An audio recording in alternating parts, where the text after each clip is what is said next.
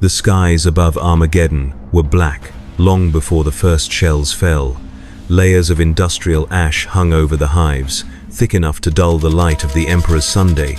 Beneath that shadow, millions of workers labored in the manufactorums, their faces lit by furnace glow and the crimson pulse of warning sirens that never truly ceased. When the orcs came, the planet was already burning from within, its air toxic, its seas acidic, its people hardened by centuries of ceaseless toil. From the eastern void routes, the green-skinned warfleets descended like rusted meteors, each vessel a patchwork of stolen hulls and crude engines. Their leader was Gazkul Mug Uruk Thraka, prophet of the Wa, whose banners carried the promise of endless conquest.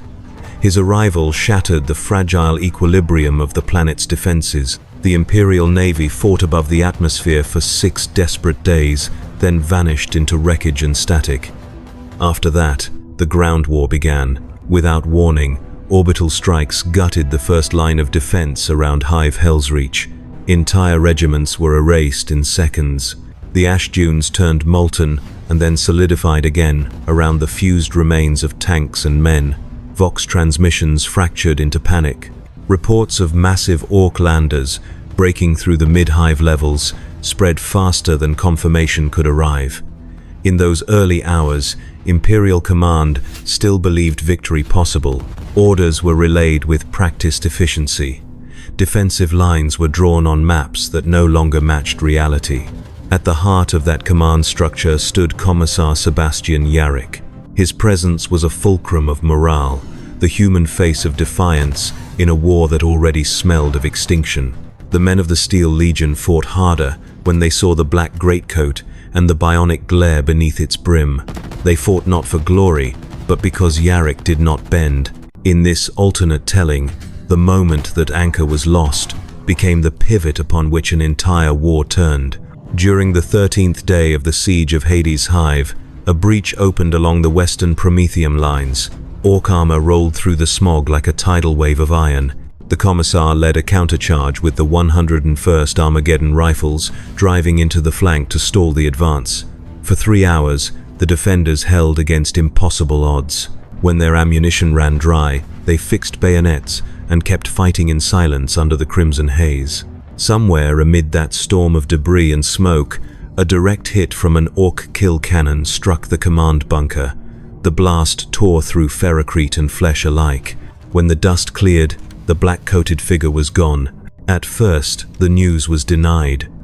Officers claimed the Commissar had been evacuated, that he was regrouping for a counter-offensive.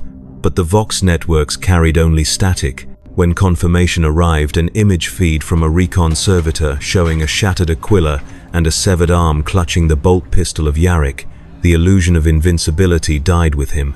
Within 24 hours, discipline eroded across multiple fronts. The defenders of Hades' Hive, deprived of their symbol, began to retreat through the maintenance tunnels. Commanders debated whether to abandon the Hive entirely. Some units fought to the last, others vanished into the ash wastes. The orcs advanced unhindered, their laughter rolling through the ruins like thunder. By the 3rd week, Hades' Hive was gone.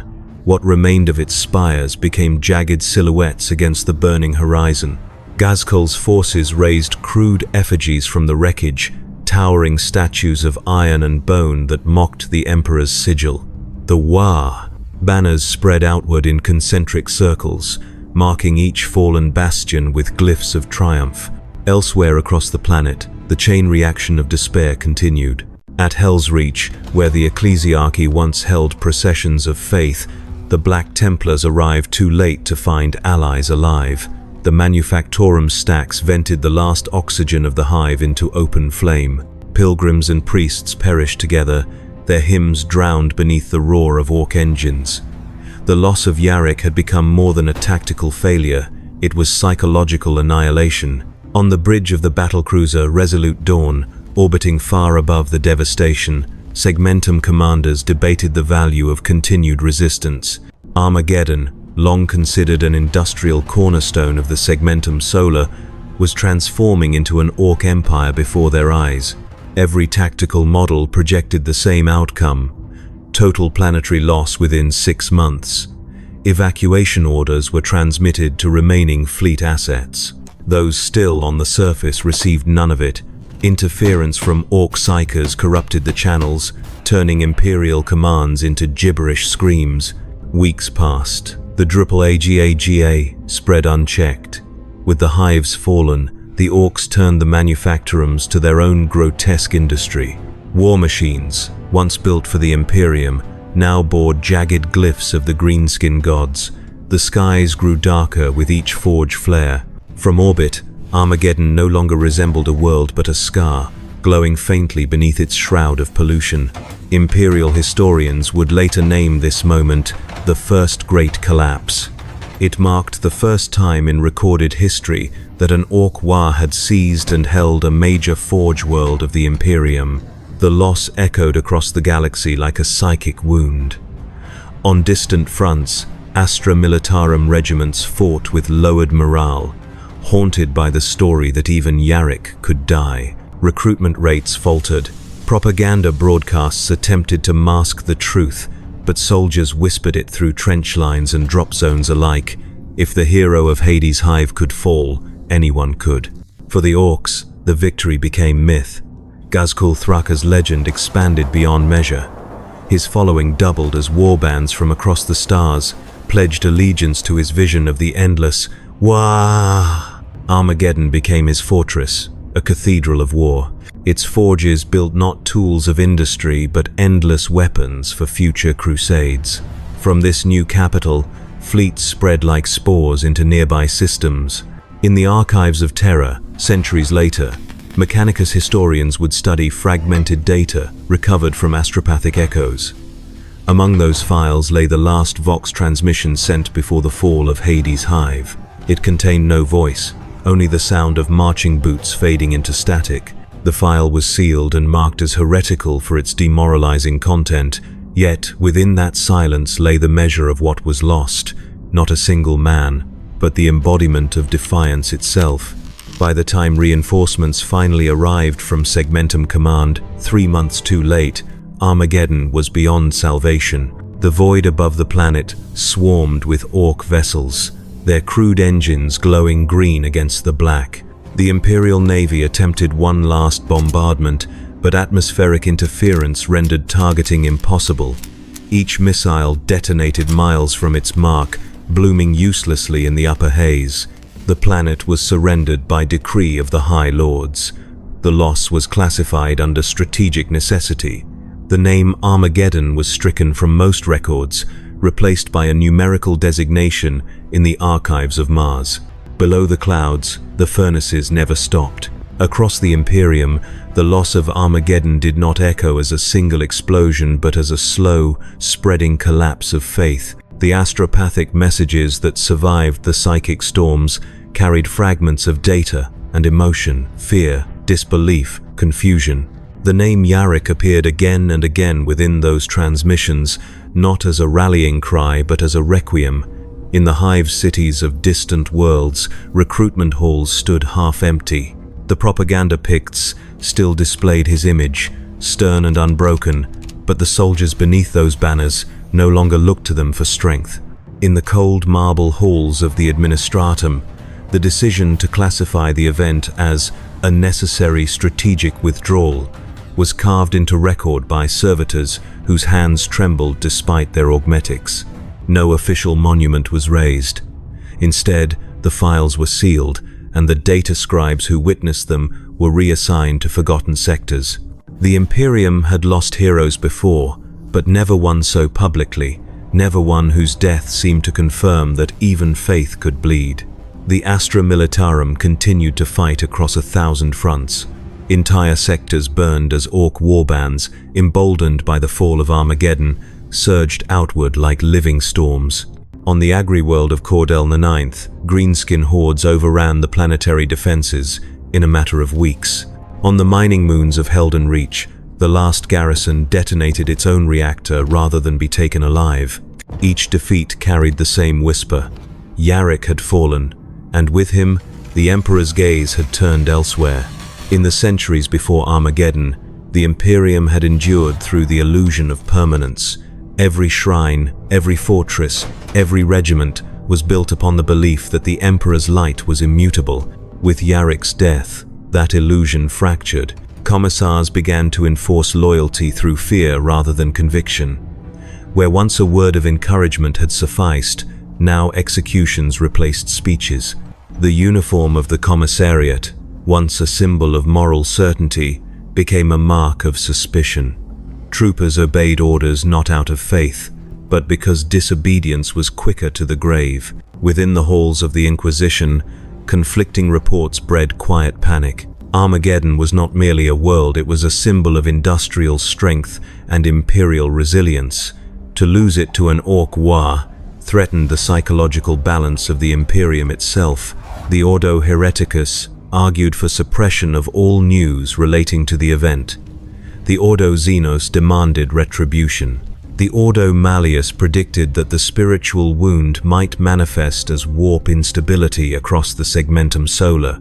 None could agree on a unified course of action. Far from terror, the survivors of Armageddon drifted in refugee convoys. The ships carried thousands of displaced manufactorum workers, soldiers, and priests, each bearing the ash of their world on their boots. In the void lanes of the Gothic sector, entire fleets formed out of these broken remnants, bound for any planet that would accept them. Disease, malnutrition, and despair claimed more lives than battle ever had. Yet among these scattered masses, the legend of the fallen commissar began to twist. In the absence of official records, stories filled the void. Some claimed Yarrick had been consumed by the warp, destined to return as a saint. Others insisted he had been captured and turned into a grotesque icon of Orc worship. The most dangerous tale suggested that he still fought somewhere within the ruins, an eternal phantom leading invisible legions in the dark. The ecclesiarchy condemned such rumors as heresy, yet even its preachers found their sermons hollow when spoken before starving congregations. On Armageddon itself, the transformation accelerated. Ghazghkull Thraka declared the planet sacred to Gork and Mork, its surface divided into sprawling territories ruled by his lieutenants. The forges roared louder than ever, now producing weapons designed by Orc ingenuity and powered by human machinery. Former Imperial workers, too broken to resist, became slaves under their new masters. Those who refused were fed to the engines that powered the war. From orbit, the world's surface resembled a scab torn open anew each day. The ash storms intensified, thick with the soot of constant industry. Vast effigies of Ghazghkull rose, where Imperial statues once stood, carved from the bones of titans and the wreckage of manufactorums. The Orcs had not merely conquered a planet, they had inherited a factory for perpetual war. The Adeptus Mechanicus attempted a counterattack from the forge world of Ryza, deploying a mechanized crusade under the sigil of the Omnissiah. The fleet never reached its destination. Warp interference twisted the coordinates, scattering half the armada into deep space and vomiting the rest into a system already overrun by Orc raiders. The Ryza expedition was erased within days. Its loss ensured that Armageddon would remain an Orc fortress for generations. On Terra, the High Lords convened in secret. The tapestries of the Sanctum Imperialis absorbed the murmurs of their council. No record remains of the words spoken that day, but the decisions that followed reshaped Imperial policy for centuries. The Armageddon sector was quarantined. Reinforcements were forbidden. The name Yarrick was expunged from future recruitment propaganda, deemed too dangerous a reminder of failure. Instead, the ecclesiarchy raised new saints of obedience, men and women whose virtues lay in silent submission rather than defiance.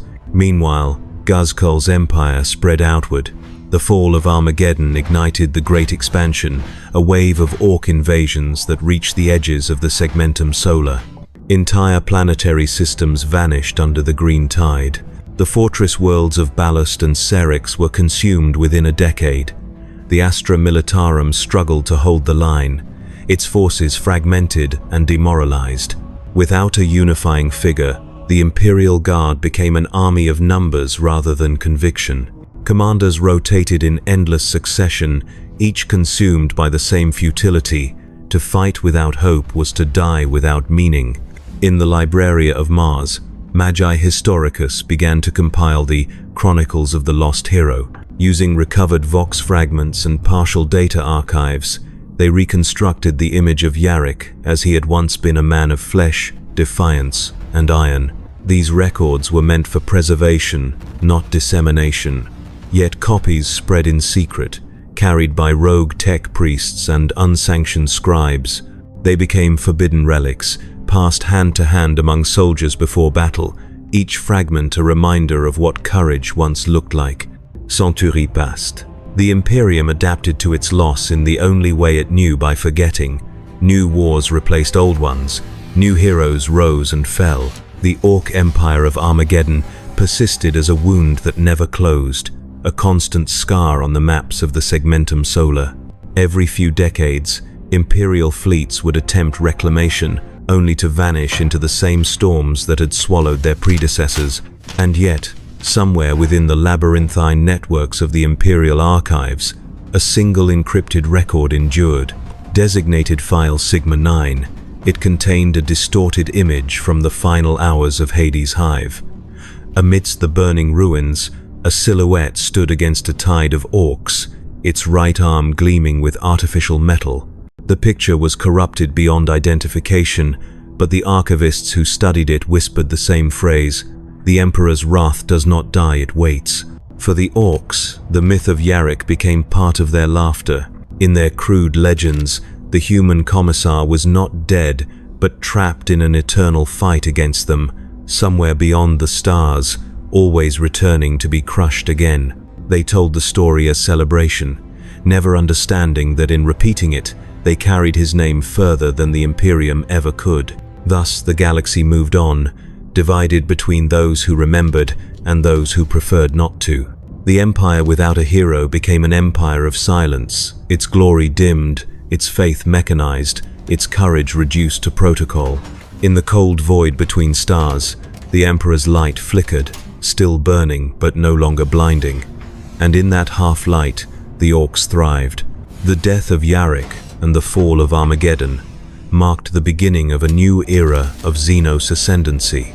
From the burning manufactorums and broken spires of that world, a new empire began to grow, one unlike any orc dominion that had come before. It was not a mere driven by hunger for battle, but a structure of conquest, industry, and purpose. Ghazghkull Thraka, having claimed Armageddon as his throne world, became something far greater than a warlord. He became a ruler. Under his command, the orcs learned discipline, or at least the closest approximation that their kind could manage. The workshops of Hades' hive were repurposed into foundries that birthed endless machines of war. Human captives were chained to production lines, overseen by towering knobs who enforced efficiency through brutality. Where imperial servitors once labored in silence, now mechanical hybrids of man and greenskin clattered and screamed, their bodies torn between biology and scrap metal. The air itself grew heavier with smog and the stench of burning oil, thick enough to blacken the armor of any who breathed it. Armageddon became a forge world in mockery of the Imperium's own. Its cities transformed into fortresses of crude iron and teeth-shaped battlements. Orc glyphs replaced the aquila on every wall. Massive war banners stitched from the skins of slain enemies fluttered above the skyline. Each tower, each gate, each engine served one purpose: to feed the expansion of Ghazghkull's new dominion. He named it the Green Imperium, though the term existed only in the guttural growls of his kind. From this bastion, fleets erupted into the void. The orcs no longer fought as isolated tribes, but as coordinated crusades. Armageddon's orbit became a storm of debris and motion, thousands of ships built from scavenged hulls, crude yet functional. They launched in every direction, spreading spores of conquest into the neighboring sectors. One by one, imperial worlds fell. On the shrine world of Korvax, orcs desecrated cathedrals that had stood since the Great Crusade. The bones of saints were ground into powder and mixed with promethium for fuel. On the fortress moon of Varys, planetary defense grids turned inward, hijacked by greenskin engineers who fired them into the sun for amusement. Each victory added to the legend of Ghazghkull's invincibility. He became a myth both feared and worshipped, a prophet of violence, whose empire stretched further with every passing decade. The Imperium, crippled by internal division, could not mount an organized response. Segmentum command fractured under conflicting orders. Some sectors fortified themselves and declared isolation, refusing to send reinforcements to what they deemed lost causes. Others turned to desperate pacts with rogue traders and Xenos mercenaries, violating every edict of the ecclesiarchy. The Emperor's dominion was no longer united by faith, it was fragmented by fear. In time, the Green Imperium reached the edge of the Segmentum Solar itself. The Orcs had never before dared to threaten Terra's heartlands, but now the unthinkable loomed. Entire crusades were launched to push them back, each one swallowed by the tide. The Battle of Tiberian Rift saw the annihilation of 3 Imperial Guard armies in a single solar week. Titan legions deployed from Mars, but their god machines found themselves overwhelmed by the sheer volume of Orc gargants that thundered from Armageddon's forges. Machine fought machine, metal screamed against metal, and in every contest of attrition, the greenskins prevailed. From orbit, Mechanicus observers recorded the scale of Ghazkul's dominion, a chain of hundreds of conquered systems, connected by constant warp migration. Within that network, Armageddon burned brightest a planetary furnace, whose output equaled the forges of Mars itself.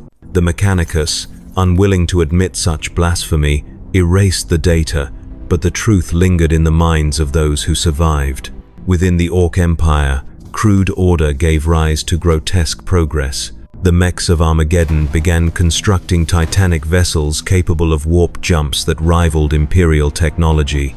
The concept of logistics, long foreign to the greenskin race, took root in brutal simplicity. Supply lines, resource chains, and even hierarchies emerged. For the first time in history, Orcs maintained rather than consumed their conquests. Their appetite for war did not diminish, but it grew organized, an endless machine fueled by conquest itself. The psychological blow to humanity deepened. Across the Imperium, whispers spread that the Emperor's light no longer reached the galactic south. Pilgrimage routes were abandoned. The Astra Militarum turned inward, focusing on defense rather than liberation. The Imperial Navy deployed fewer exploration fleets each year, retreating ever closer to the Sol system. Where once humanity had stretched across the stars, now it coiled around its own heart, afraid to look outward. The ecclesiarchy responded with fire. Planets that doubted were purged, worlds that questioned were silenced. The cult of martyrdom spread rapidly, teaching that suffering itself was the last act of devotion. Statues of Yarrick, once hidden, reappeared as symbols of forbidden faith icons, not of victory, but of remembered courage. In secret gatherings, soldiers and civilians alike swore oaths before the Commissar's likeness, promising that humanity would endure even if hope itself died. The Inquisition hunted these sects, calling them dangerous, yet their spread could not be contained. By the 3rd century after the fall, the Green Imperium encompassed nearly a quarter of the galactic quadrant, once held by the Segmentum Solar. Armageddon had become a mythic capital, a living world of war, eternally in motion. The Orcs' own culture evolved around it. To die on Armageddon was considered sacred among the greenskins, the highest honor in their crude faith. Pilgrims from across the AAAGAR traveled there to fight and fall in the shadow of Ghazkul's citadel. Imperial historians would later call this age the Century of Rust. It was an era of attrition rather than conquest, where the Imperium's borders hardened into walls of desperation. In the archives of Terra, astropathic signals from the southern sectors grew increasingly faint, distorted by constant warp storms that accompanied the expansion of Orc power. Entire constellations vanished from Imperial charts. The galaxy itself seemed to warp under the psychic pressure of endless conflict. And yet, even within the Green Imperium, cracks began to show. The Orcs, driven by the same instinct for dominance that had built their empire, began to turn upon each other. Rival war bosses challenged Ghazkul's supremacy, each claiming his right to the throne of Armageddon. Civil wars erupted across newly conquered worlds. For every fleet that struck the Imperium, Another burned in rebellion. The machinery of conquest began to devour itself. Still, the damage was done. The balance of the galaxy had shifted irrevocably. Humanity had retreated into a shell of bureaucracy and dogma. The Orcs had proven that they could build an empire, however crude, that rivaled the Imperium in scale if not in purpose. The death of one man, centuries before, had altered the trajectory of history itself. In the endless silence of space, Armageddon glowed like a second sun, its surface molten, its forges eternal, its skies alive with perpetual lightning. From afar, it looked almost beautiful, a green jewel burning at the edge of humanity's fading light. By the dawn of the 4th century after the fall of Armageddon, the Imperium had reached a breaking point. The Green Imperium consumed the southern stars like corrosion spreading across a blade. The Adeptus Administratum no longer updated its maps. Every new chart became obsolete within months. Reports of Orc incursions flooded the Segmentum command archives faster than they could be processed. The vast machine of imperial governance, designed to endure for millennia, began to grind under the weight of its own paralysis. From the golden palaces of Terra, edicts cascaded outward in endless streams of parchment and vox bursts. They demanded faith, obedience, sacrifice, and silence. Yet the rumors could not be stopped. Across the ecclesiarchy, whispers grew that the Emperor's realm had been abandoned by his divine light. On shrine worlds once filled with pilgrimage, the faithful now stood in lines not for worship, but for rationed food. The symbol of the Aquila still adorned every banner, but its wings seemed heavy, its gaze turned inward. In this age of attrition, the High Lords of Terra authorized what would become the final great crusade of the millennium. It was an act born not of hope, but of pride.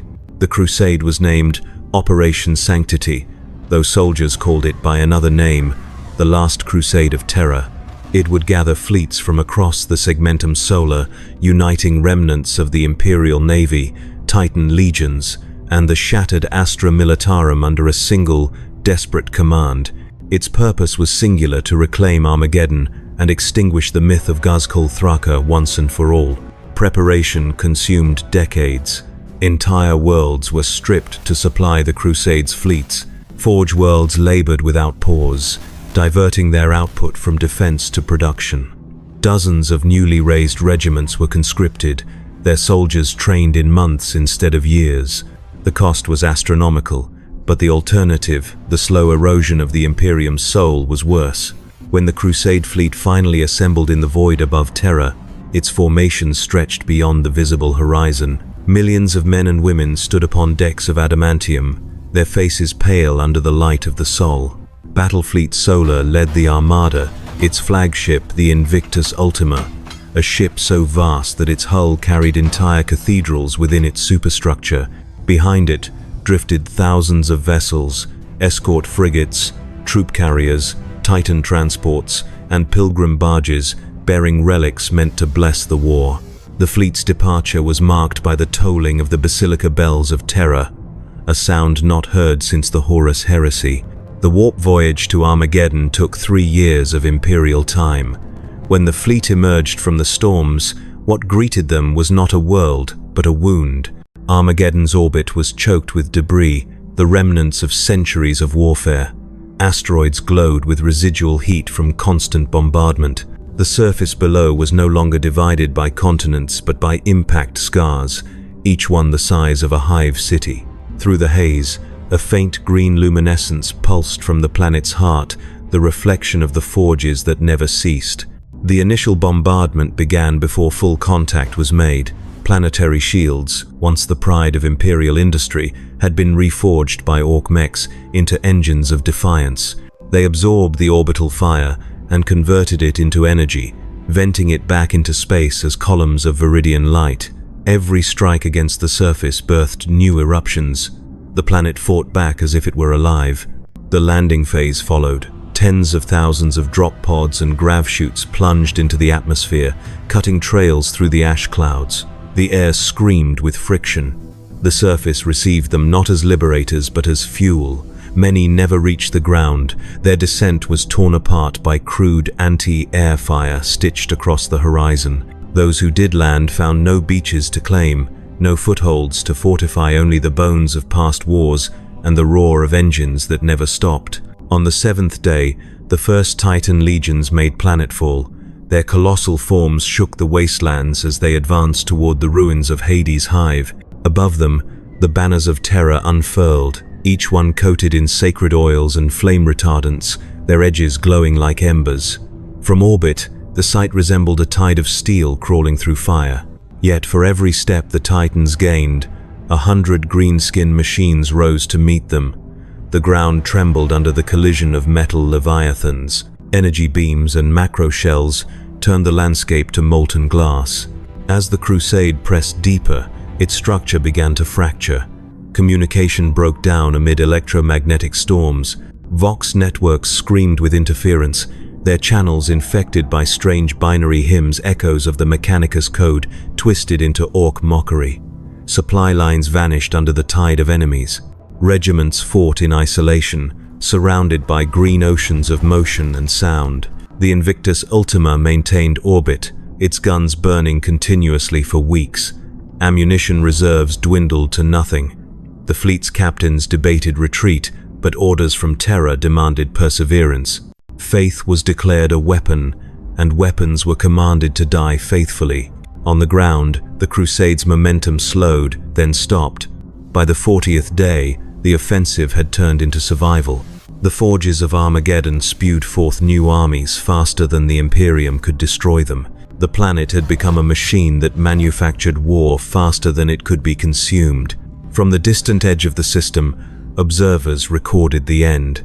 The Invictus Ultima, its reactors overloading, detonated in orbit, illuminating the void with light bright enough to rival a Sunday. The explosion tore through the Crusade fleet, shattering formations and scattering debris across the system. The survivors fled into the warp, their ships crippled, their crews broken. Operation Sanctity had failed. Armageddon endured. The Green Imperium stood unchallenged. In the centuries that followed, the Last Crusade became legend, a story retold in whispers and banned from official archives. The Ecclesiarchy declared all records of the campaign sealed, citing the preservation of morale. Yet the truth persisted. In fragments burned picked captures, corrupted logs, skeletal remains of Titans half buried in slag. To the few who studied these remnants, one fact became clear. Terror had reached across the stars to reclaim its lost child, and the stars had bitten back. In time, the psychic resonance of the Crusade's destruction birthed new storms in the warp. Navigation through the southern sectors became nearly impossible. Pilgrims vanished by the millions, their ships swallowed by the Imperium. The Emperor's light grew dimmer in the void, and upon Armageddon, Ghazkul's laughter echoed through every storm, a sound that would outlast empires. The Imperium turned inward once more. The dream of reconquest died, replaced by the slow decay of memory. Yarrick's name, once spoken as a curse and a prayer, became a myth so old that few believed he had ever lived. The stars themselves seemed to forget, but the galaxy remembered. After the failure of the Last Crusade, the Imperium entered a silence that stretched for generations. No hymns rose from the Basilica of Terror, no banners unfurled for conquest. The Emperor's realm existed not as a crusading empire, but as a wounded relic, sustaining itself through ritual rather than purpose. The Administratum continued to calculate, the Mechanicus continued to forge, and the Ecclesiarchy continued to preach, but beneath the machinery of survival, something had fractured beyond repair. Faith had always been the Imperium's greatest weapon. Now it became its greatest uncertainty. The loss of Armageddon, the death of billions, and the vanishing of the Crusade fleet left an echo that rippled through the warp itself. Astropaths across 1,000 worlds reported hearing the same sound, neither scream nor hymn, but something vast and hollow, like the universe exhaling in despair. They called it the Morning. In the years that followed, the Morning became the central mystery of the Imperium's theology. The Ecclesiarchy declared it a divine test. The Ordo Hereticus declared it a symptom of warp corruption. The Mechanicus claimed it was the reverberation of psychic entropy caused by the annihilation of the Invictus Ultima. Yet none of these explanations satisfied the countless billions who had lost families, homes, or faith in the name of a god who no longer answered. Shrine worlds that had once overflowed with pilgrims became empty husks. Statues of saints crumbled beneath the weight of neglect. The Holy Synod of Ophelia VII, once a seat of endless flame, extinguished its great pyres to conserve Prometheum. The Sisters of Battle stood guard before silent altars, their chants replaced by mechanical recitations. The universe had not gone dark, it had gone quiet. Then came the visions. They began on the frontier worlds of the Eastern Fringe, spreading like infection through isolated colonies and forgotten garrisons. Soldiers claimed to see a man of iron and bone, standing upon battlefields lost to time. His right arm burned with a light brighter than plasma, and his face bore the scars of 1,000 wars. They spoke of him not as a saint or an angel, but as a reminder, a figure who watched the dying and refused to let them die unseen. His name was whispered in Old Imperial Gothic, Yarrick. At first, the ecclesiarchy dismissed these reports as heresy. No saint had ever been canonized without papal decree, and the idea that a mortal commissar could ascend to veneration without approval was unthinkable. But the visions spread faster than the sermons of terror. On hive worlds, starving workers painted his image in soot across the walls. On mining moons, laborers carved his likeness into ore shafts. In the depths of void stations, his face appeared unbidden in the flicker of failing lumens. The cult of the Steel Saint was born. Its doctrine was simple, that faith did not dwell in palaces or cathedrals, but in endurance. That salvation was not a miracle, but the act of standing when all others fell. In the absence of hope, the memory of Yarrick became a language all could speak. His supposed miracles were not of healing or prophecy, but of defiance. A soldier who survived a hopeless defense, a ship that returned from the warp when all others vanished, a child found alive amid a burned hive. Each story added to the legend, and each legend deepened the schism. The ecclesiarchy reacted with fury. Edicts were issued declaring the Steel Saint a fabrication of orc trickery. Preachers were burned for repeating his name. Entire congregations were purged for refusing to recant. Yet, the suppression only fed the fire. The faithless did not see heresy, they saw proof that the church feared what it could not control. In the outer sectors, the cult grew into a movement. Militias adorned their armor with crude sigils of Yarrick's bionic eye, painting it red to symbolize vigilance against corruption. Chaplains once sworn to the creed abandoned their posts, forming independent congregations dedicated to remembrance rather than obedience. The ecclesiarchy branded them apostates of steel, but their sermons carried more conviction than any official decree. On the forge world of Griffone Secundus, the Mechanicus split for the first time in 1,000 years. A faction of tech priests declared that the visions of Yarrick were not divine but logical echoes of a new spheric imprint left by his mind upon the materium at the moment of death. They argued that faith and data were one and the same, both mechanisms for preserving meaning in chaos. The Synod of Mars declared them heretics, but the idea could not be unmade. Inquisitors descended upon the sectors where the cult had taken root.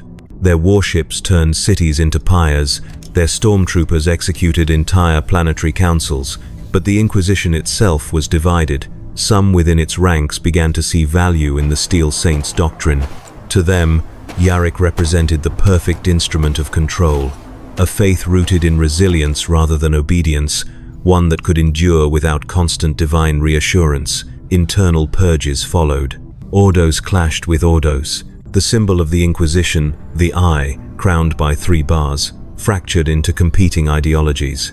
Across the galaxy, the name of Yarrick became both a prayer and a curse. To some, he was the savior of mankind's spirit. To others, he was a ghost dragging the Imperium toward rebellion. No single authority could contain his image, and so every world reimagined him anew. On industrial planets, he was portrayed as a worker who rose against tyranny. On fortress worlds, as an unyielding sentinel standing over the ashes. On feral worlds, as a god of vengeance carved from steel. Each version was a reflection of what humanity needed to believe. The Imperium's fragmentation deepened. Governors declared independence under banners of the Steel Saint, forming micro-empires bound by shared myth rather than decree. Warp storms isolated entire sectors, cutting communication between them for decades. When contact was re-established, many no longer recognized the authority of Terra at all. The Emperor remained on his throne, but his silence had become indistinguishable from absence. Amid this chaos, the Orcs thrived. The Green Imperium continued its expansion, though now fractured by constant infighting. The death of Ghazghkull Thraka, recorded in uncertain centuries, did not end his dominion. His lieutenants, each claiming his legacy, led new crusades into Imperial space. To them, the galaxy had become a proving ground, an eternal arena where strength was the only truth. For every Orc world that burned, 2 more rose in its place. The galaxy entered an age historians would later call the Schism of Faith. No longer defined by borders or empires, it became a mosaic of beliefs, each claiming to be the true heir of humanity's will. In this shattered landscape, the cult of the Steel Saint endured not because of dogma, but because it asked nothing of its followers except persistence. In the ashes of the Imperium's certainty, endurance itself became holiness. By the 5th millennium, no one remembered the Last Crusade by name. Armageddon existed only as myth, a story of fire and defiance. But somewhere, on forgotten worlds orbiting dead suns, the symbol of the red eye still burned upon armor and stone, a silent reminder that even when gods fail, the memory of courage remains. The galaxy entered an age without direction. History no longer advanced through conquests or crusades, but drifted in long cycles of survival. The Imperium had not died, yet it no longer lived. It endured through inertia, a vast machinery of ritual and memory running on echoes of purpose. The Schism of Faith had fractured the body of mankind beyond recognition, and in the vacuum of leadership, silence became the Empire's only constant. The High Lords of Terror still ruled, but their authority extended only as far as their transmissions could reach, and the warp storms had made communication a relic of the past. Entire sectors vanished from the galactic network for centuries. When contact was re-established, those worlds no longer recognized Terra's commands. Some had evolved into theocracies that worshipped the Emperor as a god of entropy. Others had replaced faith with reason, forming technocratic enclaves where logic served as the only creed. A few had abandoned both, creating realms of stoic isolationism, where survival was considered its own form of devotion. In this age, the Mechanicus withdrew into the depths of the Forge worlds. Deprived of unified doctrine, they splintered into countless cults of data and flame. Each Forge world reinterpreted the machine god in its own way, some as a binary divinity of flesh and steel, others as an algorithmic pantheon that evolved with every transmission. Innovation returned to the galaxy, but it came without restraint. Entire planets were consumed in experiments meant to replicate the power of the ancient standard template constructs. Some succeeded briefly, creating weapons of terrifying brilliance, before their creators vanished into self-inflicted apocalypse. The Astra Militarum no longer existed as a single institution. Regiments became hereditary clans, passing down weapons and armor as sacred heirlooms.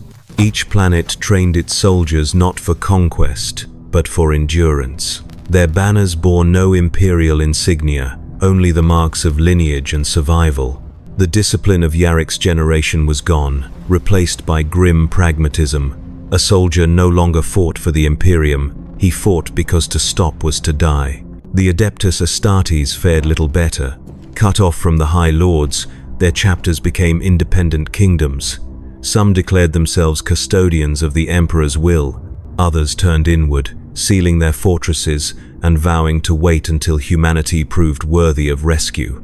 The most fanatical became tyrants, carving dominions among the stars they had once sworn to protect. Each chapter claimed its interpretation of purity, its own vision of the Emperor's purpose. The Brotherhood of the Adeptus Astartes dissolved into feudal rivalries fought in silence across forgotten systems. The Orcs, too, had changed. The death of Ghazghkull Thraka centuries earlier had not ended the Green Imperium, but transformed it into something feral and self-perpetuating. Without their prophet, the Orcs no longer waged crusades of unity. Instead, they became ecosystems of war. Worlds conquered by the Greenskins turned into living engines of conflict, where new generations spawned endlessly from the soil itself. The Orcs fought themselves more often than their enemies, but even their infighting sustained their dominion. Violence was no longer their means, it was their environment. Between these two dying empires, human and Orc, a strange equilibrium emerged. The galaxy had reached a form of stasis, a balance built not on peace, but exhaustion. Each side had consumed all that could be taken. The void became a graveyard of derelict ships and abandoned strongholds. The warp storms thickened, creating barriers that even the most skilled navigators could not cross. Communication broke entirely between the core and the frontier. The galaxy had not gone dark, it had gone numb. Time lost meaning. Centuries bled into millennia. Civilizations rose and fell unnoticed. On Terra, the Golden Throne still burned, its light weak but unextinguished. The Emperor's body remained preserved, but the mechanisms that sustained him had decayed beyond understanding. Tech priests maintained them out of tradition rather than comprehension, performing the same rituals each day without knowing why. The Astronomicon flickered unpredictably, its pulse irregular like a dying star. To most of the galaxy, it was little more than a myth, an echo of a beacon that no longer reached them. In this silence, memory became power. Archivists and historians replaced generals and saints. On countless worlds, ancient libraries became fortresses. The act of remembering itself was treated as rebellion against oblivion. Those who preserved knowledge, scribes, lex mechanics, remembrancers, became the new nobility. They were the custodians of what little remained of human identity. Some catalogued the fading fragments of the past. Others rewrote history entirely, creating myths to replace forgotten truths. Among these rewritten histories, the legend of the Steel Saint endured. It no longer spoke of wars or crusades, but of endurance through stagnation. In this new age, Yarrick was no longer a hero of defiance, but a symbol of persistence in stillness. His cult transformed again, evolving into the Order of the Last Vigil. Its members swore not to fight, but to remember. They guarded ruins, tombs, and archives, silent sentinels who believed that, as long as one human remembered what had been lost, humanity itself could never truly die. On the edge of the Segmentum Pacificus, a world known only as Sanctus III became the center of this order. Its surface was covered by an unending plain of glass, the remnant of a forgotten cataclysm. In the heart of that wasteland stood the Basilica of Vigilance, a cathedral built from the wreckage of 1,000 ancient war machines. Its spires were forged from the remains of titans, its halls illuminated by the dim glow of repurposed plasma coils. Within its vaults lay fragments of the past, data slates from Mars, helmets from extinct legions, bones of nameless soldiers turned to relics by memory. Pilgrims still came, though fewer with each passing century. They arrived not to pray for salvation, but to leave behind what they could not bear to forget. Some offered stories, others offered artifacts. Each became part of the endless mosaic of remembrance that the Order preserved. In that silence, surrounded by ruins of forgotten glory, the Imperium persisted not as empire, but as memory. Beyond the light of Sanctus III, the stars continued their indifferent cycle. The Orcs still warred among themselves, generating psychic storms that sometimes reached across sectors. The Eldar faded further into myth, their craft worlds drifting ghost-like through the void. The Tyranids devoured galaxies beyond the rim, their shadows occasionally brushing against the edge of Imperial records before vanishing again. The Necrons slumbered in their tombs, undisturbed by the petty struggles of mortals. Yet even in this quiet age, the galaxy was not without motion. Beneath the stillness, new currents stirred. The warp grew restless, its silence heavy with anticipation. On worlds long forgotten, ancient vaults opened for the first time in millennia. Machines older than empires stirred from dormancy. Signals once thought lost flickered back to life, carrying messages written in a language no living being could understand. Somewhere within the endless void, a transmission pulsed faintly through the warp. It was fragmented and distorted, its signal weak but unmistakably human. It repeated a single phrase over and over, encoded in binary prayer and ancient Low Gothic. No record exists of its origin, but the message survived across millennia, preserved in the data vaults of Sanctus III. Its translation was simple: remember Armageddon. The silence of millennia ended not with thunder, but with resonance. Across the void, faint tremors rippled through the warp, like vibrations in the fabric of forgotten hymns. At first, no one noticed. The galaxy had grown accustomed to stillness, to the slow breathing of entropy. But beneath that stillness, something ancient stirred. On Terra, the golden throne flickered. Its endless machinery had become more tomb than engine, tended by generations of tech priests who no longer understood its purpose.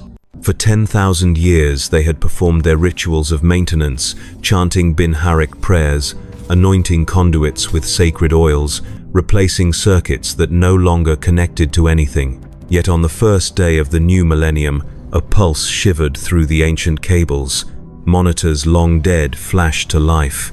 Data streams that had been silent since the last crusade stuttered with corrupted fragments of light. The Adeptus Custodes were the first to witness it. Deep within the sanctum of the imperial palace, they stood guard as the throne emitted a single, brief surge of energy, a whisper of its former power. For a fraction of a second, the Astronomicon blazed across the galaxy, brighter than it had been in centuries. Planets that had lived in darkness saw the light of Terra again. Warp routes long lost flickered open, fragile and unstable but real. Then, as suddenly as it had flared, the light dimmed. Yet its echo lingered, a memory of direction in a galaxy that had forgotten how to move. The event became known as the Reawakening. To some, it was divine intervention. To others, a random discharge of decaying machinery. But across the scattered remnants of humanity, it was interpreted as a summons, a sign that the Emperor's will had not been extinguished. On thousands of worlds, the dormant Mechanicus archives reactivated, releasing long-buried data caches. Within them lay fragments of forgotten technology, navigational matrices, weapon schematics, terraforming algorithms, and histories once deemed heretical. The Order of the Last Vigil was among the first to respond. On Sanctus III, their archivists detected a transmission embedded within the warp pulse. It was weak, distorted, and nearly lost beneath the static. When decoded, it revealed a single command string, a set of coordinates leading to a dead system in the Segmentum Tempestus. The Order interpreted it as a call to pilgrimage. For the first time in thousands of years, their fleets took to the stars. The journey was perilous. The warp remained unstable, a maze of broken currents and phantom echoes. Half the ships vanished without trace. Others emerged centuries later, their crews aged into madness.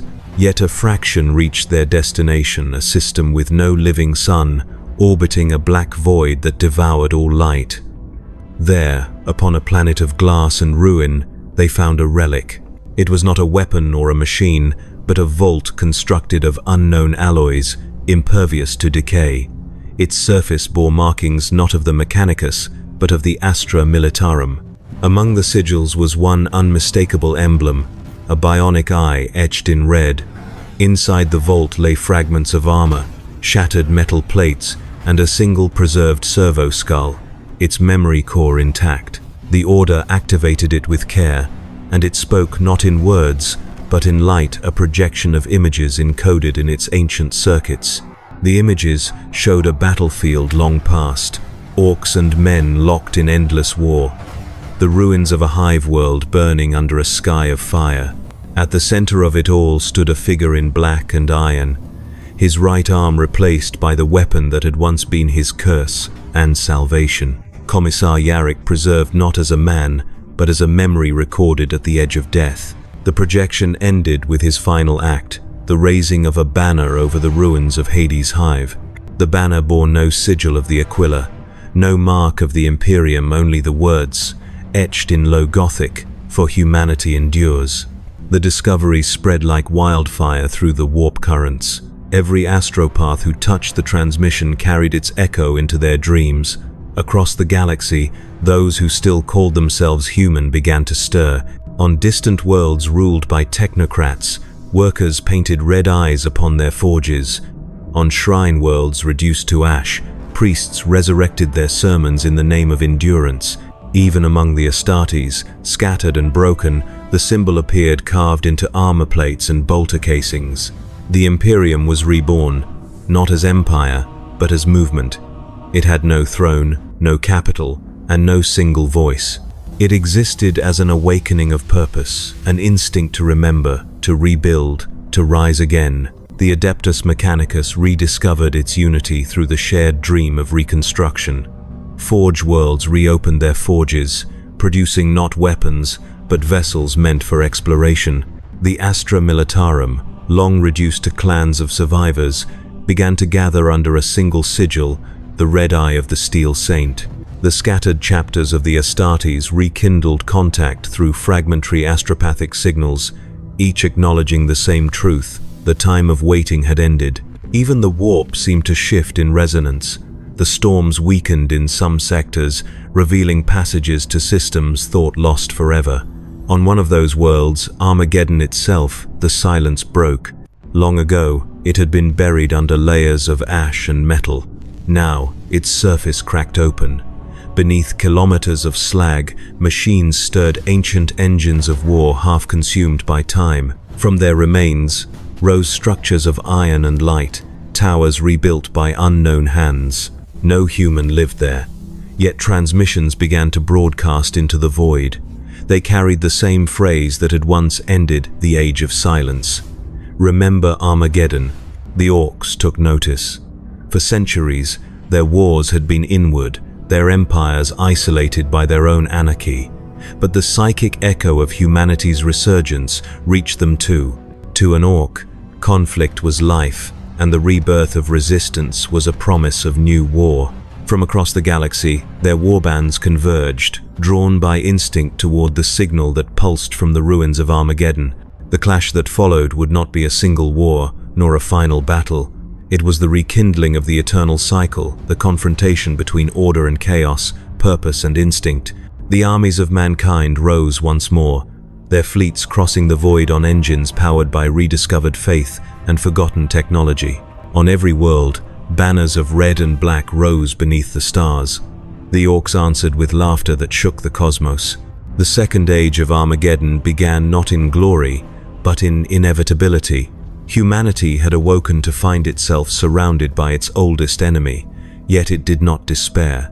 The silence had taught endurance, and endurance had become strength. The dream of Yarrick, once a single man's defiance, had outlived empires. The galaxy itself had changed, but his final creed remained unchanged, that humanity endures not because it is strong, but because it refuses to die. As fleets of steel and green converged upon the shattered world, the void burned with light once more. The Astronomicon flared weakly, its beam piercing through the storms. On its edges, distant observers recorded a phenomenon unseen for 10,000 years.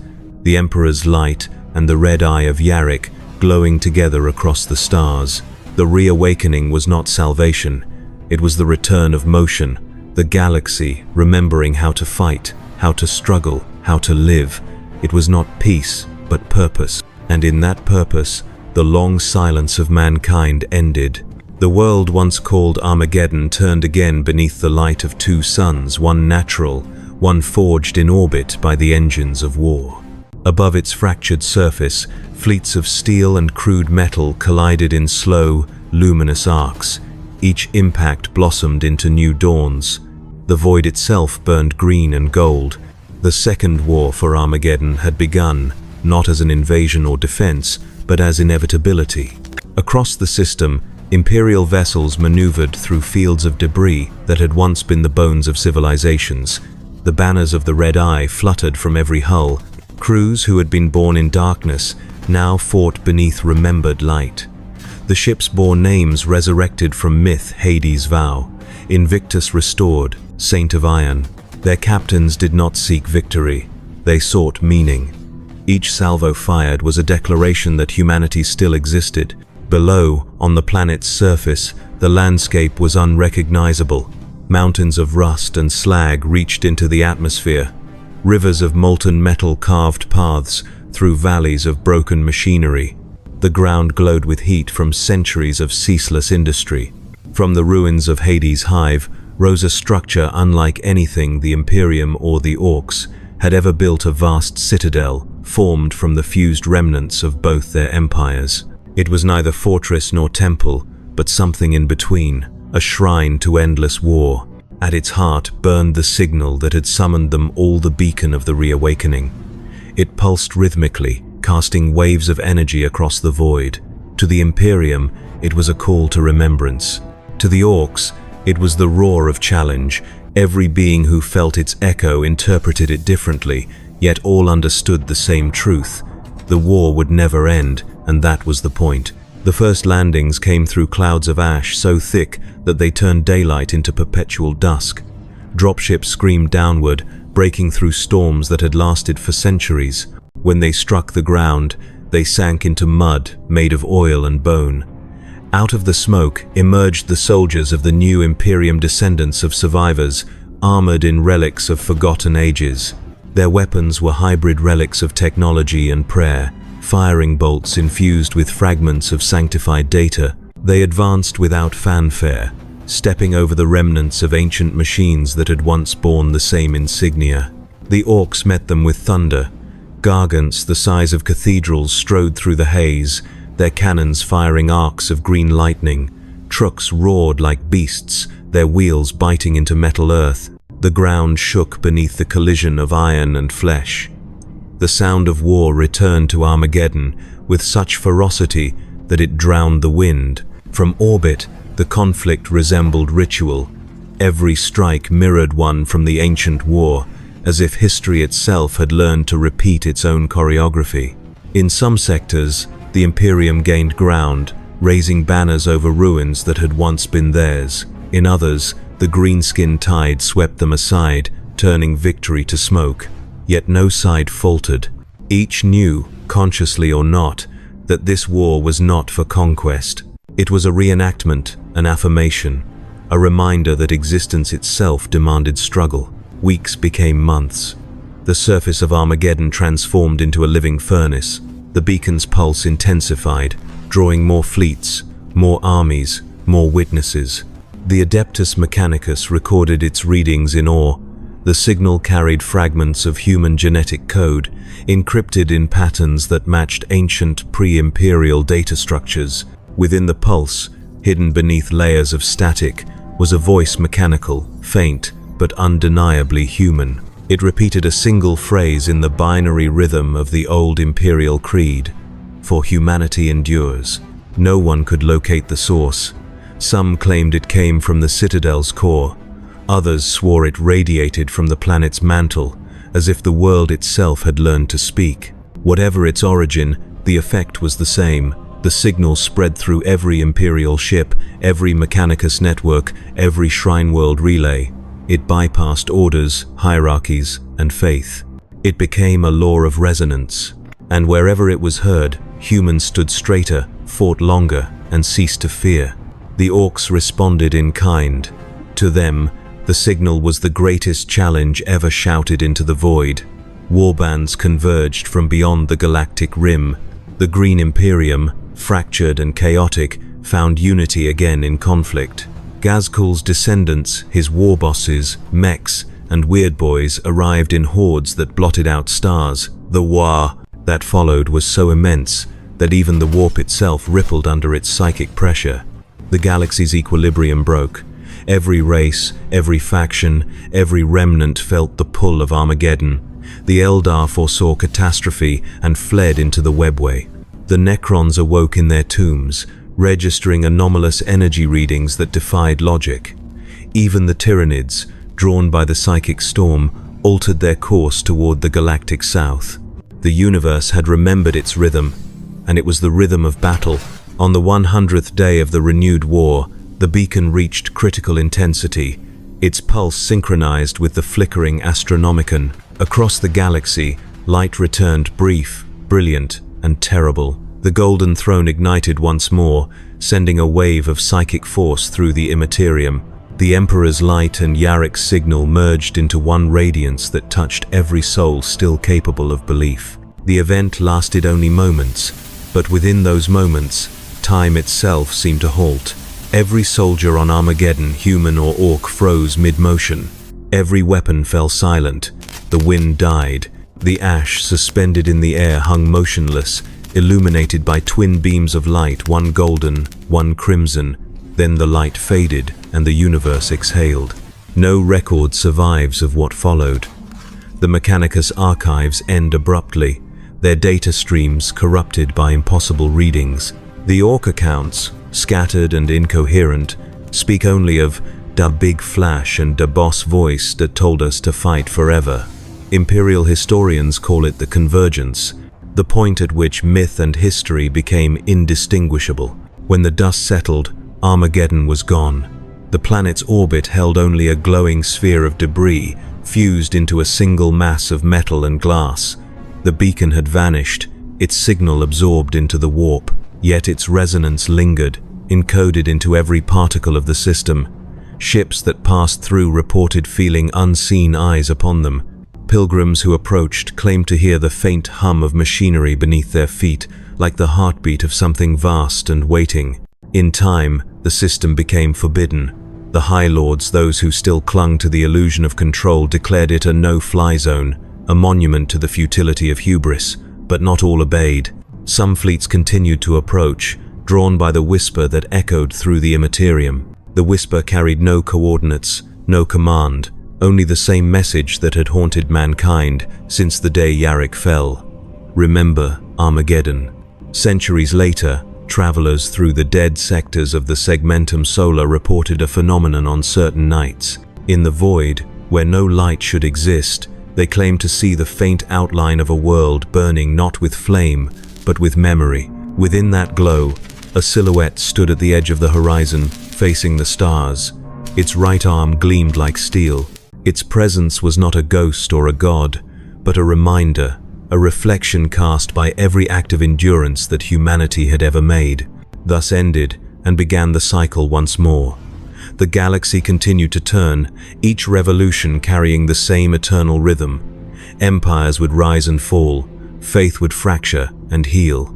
The orcs would roar, the Imperium would rebuild, and the stars would forget only to remember again. The universe did not promise peace, it promised continuity, and somewhere, beyond the reach of time and faith, the echo of a man's final vow still moved through the void. Not a prayer, not a prophecy, only a truth that neither death nor silence could erase. Humanity endures,